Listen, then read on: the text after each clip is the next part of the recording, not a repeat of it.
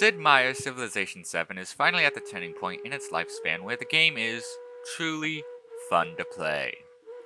With recent updates, we've seen new features and civilizations drop. Among these, I found myself being a huge fan of Tonga. But what makes the civilization so well designed? This video exists to explain my perspective based on almost 10 years worth of civilization modding experience. Before we begin, I want to explain my perspective. I have been modding previous entries in the Civilization series since I was a teenager. My first civilization was, in fact, Tonga. As such, I am familiar with and a big fan of Tongan history. My perspective on how civilization design should work is twofold. I think they should be fun to play, and they should be abstract representations of the cultures in question.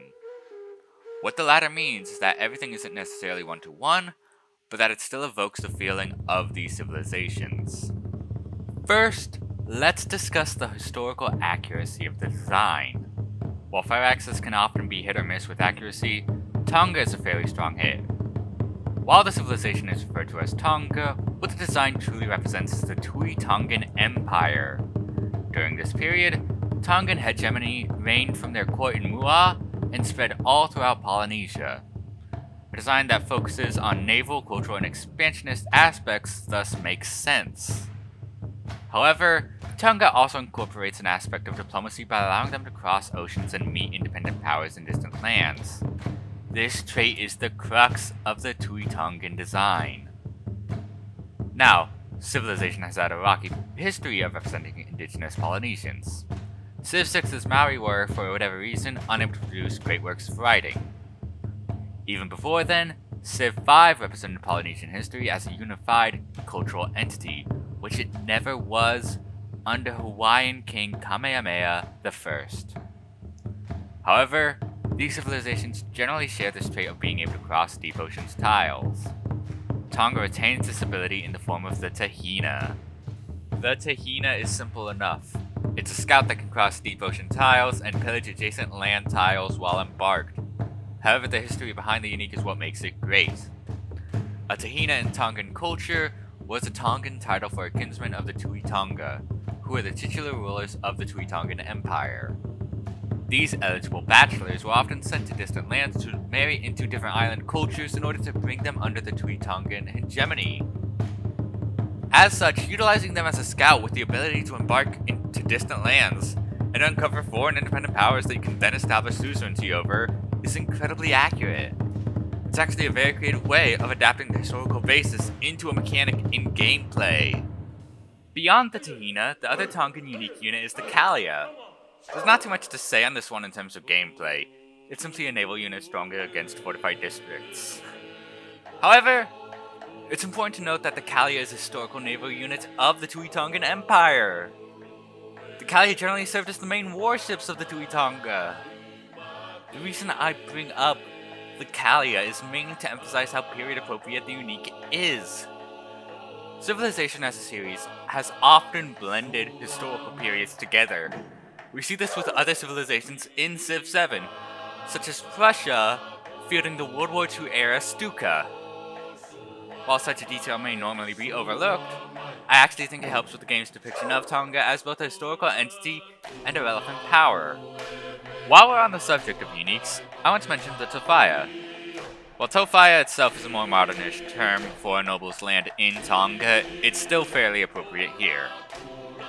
Further, the buildings that make up the Tofaya, the Langi and the Vaikaucau, are historically appropriate. The Langi are, in fact, the tombs of Mua of various Tongan rulers. The Vaikaucau is harder to research, but I can verify that it is, in fact, a bathing spot within the Tongan Empire. While these buildings are, again, too mechanically abstract to properly mention, I feel it's worth mentioning that they fall under a similar circumstance as the Kazia. The Kazia, Vaikaucau, and Langi all serve important roles in constructing the gameplay and history of Tonga within Civ 7, even if their roles have been greatly simplified. Lastly, I wish to discuss the Ha'amonga a Maui. This is essentially the Stonehenge of the Pacific. It's a major triathlon constructed under the Tui Tonga of the time, Tui Tatui. It's important to note that Tui Tatui was actually one of the most powerful Tui Tongas in historical narrative, having presided over major reforms in nobility and general administration. He also has various myths about him, recounted by future Tongan Queen Charlotte Tupou III. It is thanks to Charlotte Tupou III, in fact, that we know as much as we do about Tongan myths and history. With all that out of the way, let's review the two categories I mentioned previously. We now know that the civilization is historically appropriate, but does it meet my standards? To keep things simple, the answer is a resounding yes. The civilization is being fun to play as is, first off, a subjective opinion. That said, I enjoy it a lot. But the reason it's fun is because its playstyle tells a story. You're sending your Tahinas to distant lands to expand Tongan sovereignty, building noble Tofaya, and constructing Kazia. As such, I consider this to be one of my favorite civs in Civilization VII. With all that out of the way, let me know what your thoughts are in the comments section below. If you enjoyed this content and want to see more, please be sure to leave a like and subscribe.